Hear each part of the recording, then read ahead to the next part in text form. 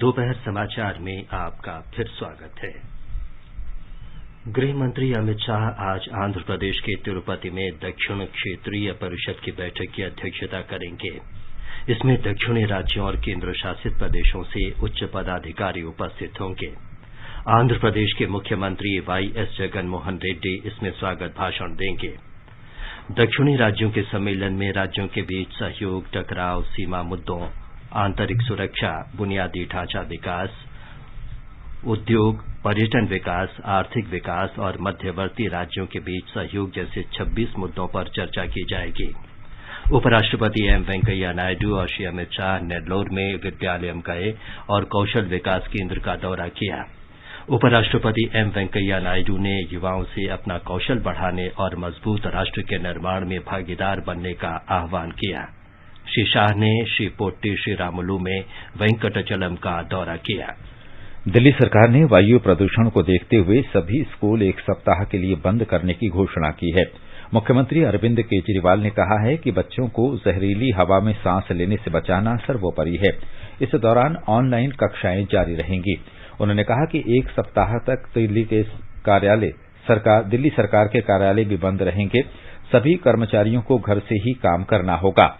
उन्होंने बताया कि 14 से 17 नवंबर तक निर्माण कार्यों पर भी रोक लगा दी गई है, क्योंकि मौसम पूर्वानुमानों के अनुसार इस अवधि में प्रदूषण बहुत घातक होने की आशंका है।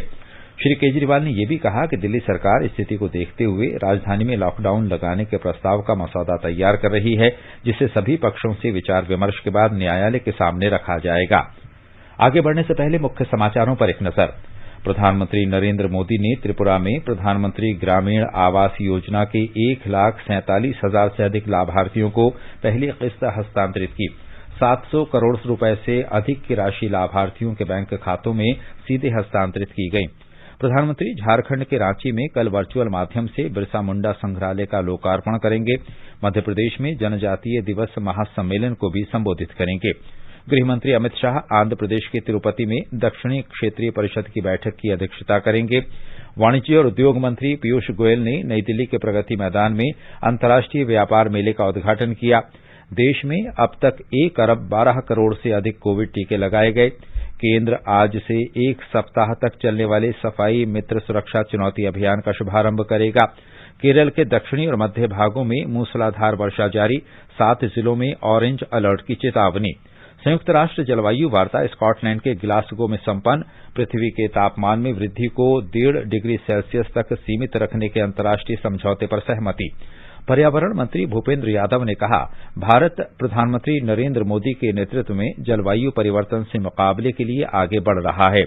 और दुबई में आज शाम 2020 विश्व कप क्रिकेट के फाइनल में ऑस्ट्रेलिया का सामना न्यूजीलैंड से। राष्ट्रीय कोविड टीकाकरण अभियान के अंतर्गत अब तक 112 करोड़ से अधिक कोविड रोधी टीके लगाए जा चुके हैं। पिछले 24 घंटों में 57,43,000 से अधिक लोगों का टीकाकरण किया गया। इस बीच कल कोविड के 11,000 से अधिक नए रोगियों की पुष्टि हुई और 11,000 से अधिक रोगी स्वस्थ भी हुए। देश में स्वस्थ होने की दर 98.26% है। आवास और शहरी कार्य मंत्रालय विश्व शौचालय दिवस आयोजन के अंतर्गत सफाई मित्र सुरक्षा चुनौती पर आज से एक सप्ताह का जागरूकता अभियान शुरू करेगा। देशव्यापी अभियान में 246 शहर हिस्सा ले रहे हैं।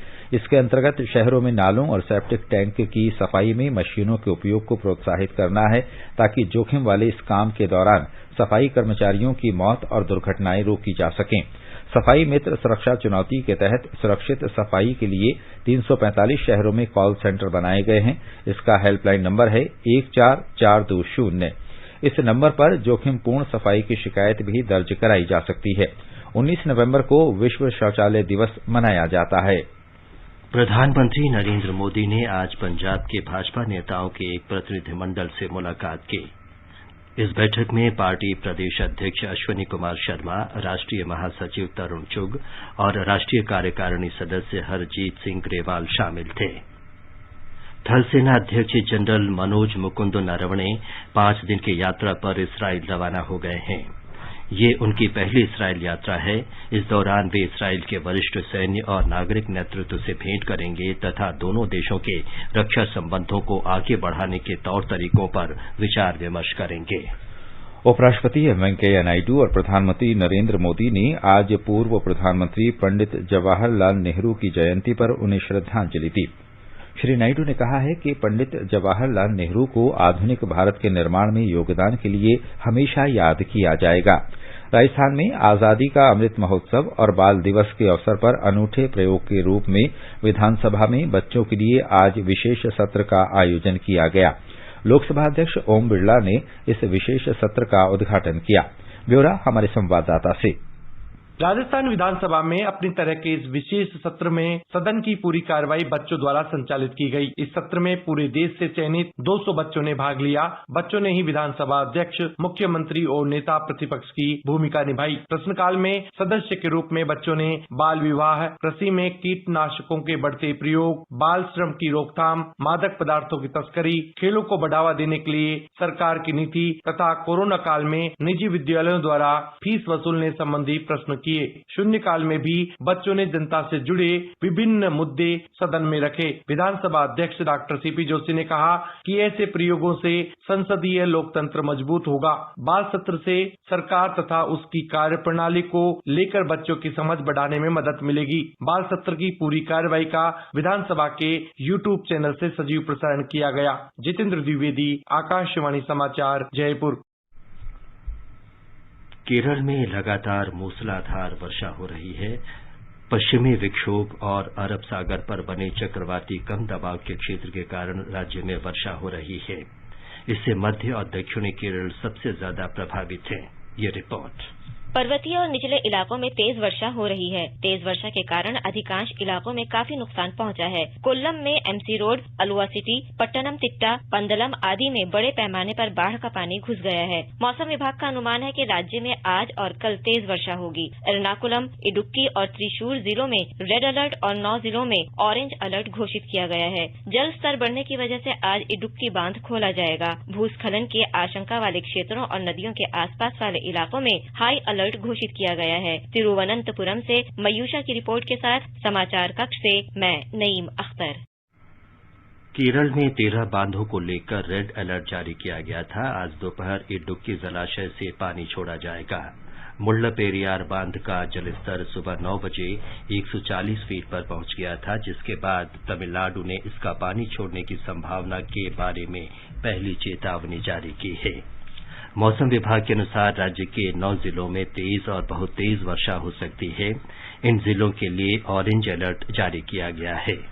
स्कॉटलैंड के ग्लासगो में संयुक्त राष्ट्र जलवायु सम्मेलन पृथ्वी के तापमान को 1.5 डिग्री सेल्सियस तक सीमित रखने और दुनिया को जलवायु परिवर्तन के विनाशकारी प्रभाव से बचाने की वैश्विक सहमति और संकल्प के साथ ये सम्मेलन संपन्न हो गया।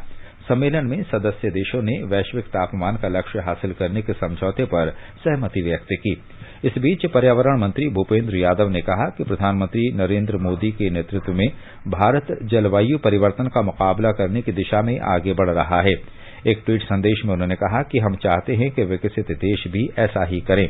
इससे पहले कल श्री भूपेंद्र यादव ने संयुक्त राष्ट्र जलवायु शिखर बैठक में हुए समझौते के मसौदे के बारे में कहा था कि वे जीवाश्म ईंधन सब्सिडी के लिए इस्तेमाल की गई भाषा से सहमत नहीं हैं और मसौदे में संतुलन का अभाव है। दुबई में आज T20 क्रिकेट विश्व कप फाइनल में ऑस्ट्रेलिया का सामना न्यूजीलैंड से होगा। ये मैच भारतीय समय के अनुसार शाम 7:30 बजे से शुरू होगा। आकाशवाणी से इस मैच का आंखों देखा हाल प्रसारित किया जाएगा। ऑस्ट्रेलिया सेमीफाइनल में पाकिस्तान को और न्यूजीलैंड इंग्लैंड को हराकर फाइनल में पहुंचे हैं। न्यूजीलैंड के विकेटकीपर डेवॉन कॉनवे चोट के कारण विश्व कप फाइनल में नहीं खेल पाएंगे। आजादी का अमृत महोत्सव के अंतर्गत आइए अब सुनते हैं आकाशवाणी की विशेष प्रस्तुति आजादी का सफर। आजादी का अमृत महोत्सव।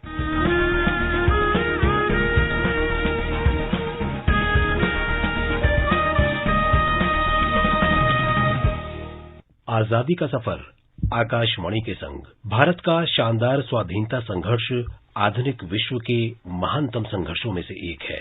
आकाशवाणी आपके लिए रोजाना ला रही है इस शानदार संघर्ष की झलक।